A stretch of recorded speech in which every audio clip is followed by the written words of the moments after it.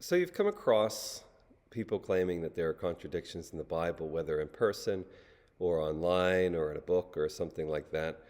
What do you do with that? Maybe you've ran into what you think are contradictions. What do we do with that? We're going to discuss that in this video. This video is a part of a larger series of videos called The Disciple. If you go to our YouTube channel, Bethel Pittsburgh, and go under playlist, you'll find a playlist titled The Disciple, and in there you'll notice that the titles of the videos will say The Disciple, and then it'll say a category, and all the videos are arranged in category order so that you can navigate to the category you want to look at. This is under the category of apologetics. How do we defend our faith against accusations like there are contradictions in the Bible, and that means the Bible is not reliable or true.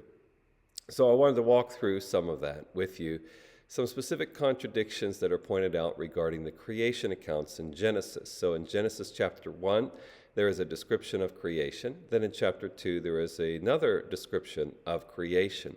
And there are, on the surface level, contradictions regarding the order of things. For example, in chapter 1, animals are created first, and then people are created, both men and women, at the same time. In chapter 2, you get people created first, or actually a man, Adam, created first, then animals, then a woman, Eve, is created after that. So what is going on there? Well, it's the same thing that's happening that in chapter 1, that plants are created first, then people. In chapter 2, people are created first, and then plants are created after that. The reason for that is that the Bible actually isn't as focused on chronological order as we are. It's not that they don't do things in chronological order at times, and it's not that they don't care about keeping meticulous records like genealogies and details about building structures and stuff like that. It's just that the Bible also will write from thematic, even dramatic ordering, and we do that with sometimes retelling stories of our own experiences. We will describe something that happened, but we won't describe it if we want to have some kind of effect in the way we're communicating the story.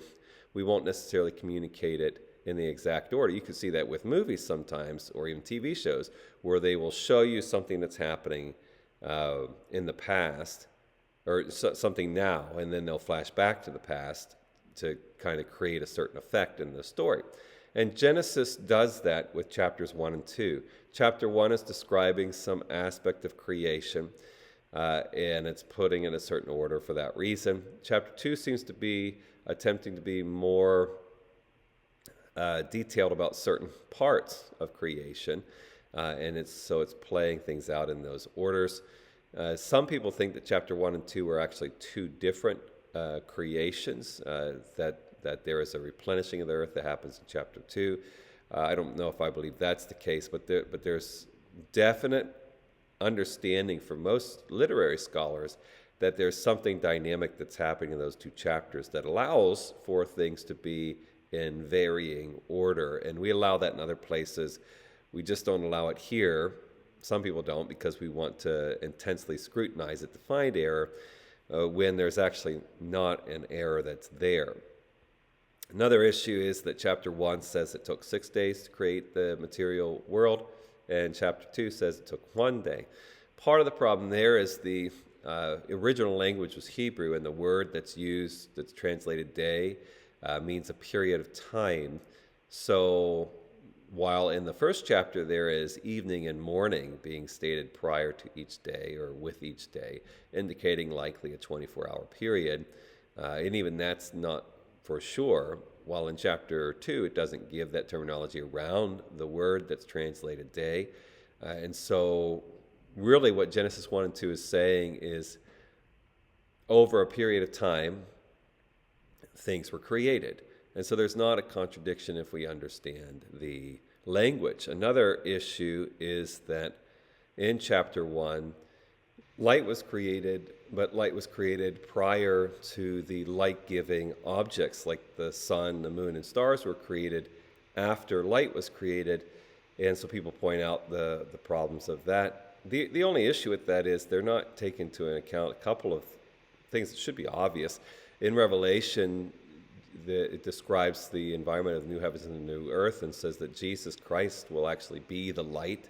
The sun will not be the light, indicating that light can come from a source other than the sun, stars, and moon.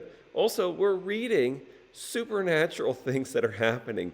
God is speaking things into existence. If he wants it to exist, he just speaks it into existence.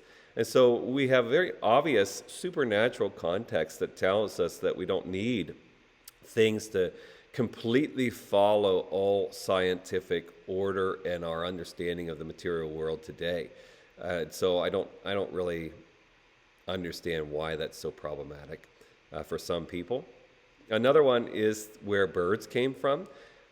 Some say that chapter 1 implies that birds came from the water, and then chapter 2 that they came from the ground. I'm not really sure where people are getting that, because in chapter 1 it says God created, caused the water to teem with life, and then birds flew over the surface of the waters. That's not necessarily saying that the birds came from the water. So I think this is people trying to nitpick the Bible so that they can formulate contradictions out of it so that they can reject it. So now some have recognized, and perhaps rightly so, even critics of the Bible have recognized that some of these contradictions that are being pointed out are not actually contradictions when you pay attention to the context, that they're taking the Bible out of context in order to formulate contradictions. But even those critics will say, why is it that the Bible, if God is so wise and perfect, why did God write the Bible in a way in which it's so easily misunderstood? So there's a few different reasons for that. One, the fact that people are noticing that things are being taken out of context means that they do understand and are capable of discerning what the context of different passages in the Bible are. Plus, consider the complexity that God was under when he had to figure out how to communicate to us, to give us a trustworthy truth source in a way that there are two people that have all kinds of natural limitations, to speak it in a context in which they could communicate to people for all time, from the point he chose to intervene until thousands, in this case 2,000 years later, and still make it relevant. There is all kinds of complexities to do that, and so that's part of the reason why the Bible is communicated that way. Plus, there may have been need for it to be communicated in a way that makes these truth principles stand out to us. I mean, think about how many stories are written in the Bible, and the reason for that is we can remember stories, poetry, and music better than we can just a lecture. And so it kind of had to be unveiled to us in somewhat of a dramatic, creative way in order for it to really grab our attention, which creates a complexity for interpretation.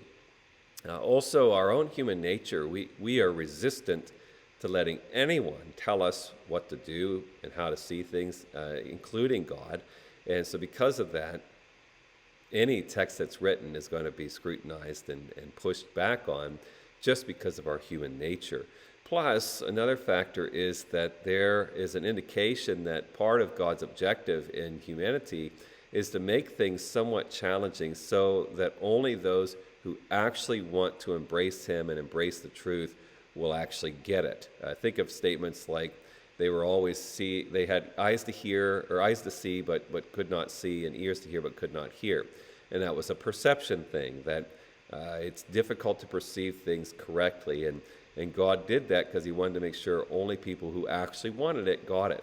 And so it's the reason why there's all this complexity to the Bible, that for people who are just aiming to prove the Bible's false and are not being intellectually honest will find apparent contradictions, but they're not actually contradictions if we respect the way the text is written and the way the Bible is put together as far as the books and those kind of things. If you have any questions on that, please leave that in the comments below. I'd be glad to answer them. Or if you would like to grow in your faith in person and you live in the Pittsburgh, Pennsylvania area, we would love for you to join us. We are Bethel Assembly of God at 2501 Staten Street. We meet Wednesdays at 6:30 p.m. and Sundays at 10 a.m. Or if you can't join us in person, you're always welcome to join us via live streaming. We stream our Sunday services live on our YouTube channel, Bethel Pittsburgh, Sundays at 10 a.m. We hope to see you at either place, but may God richly bless you.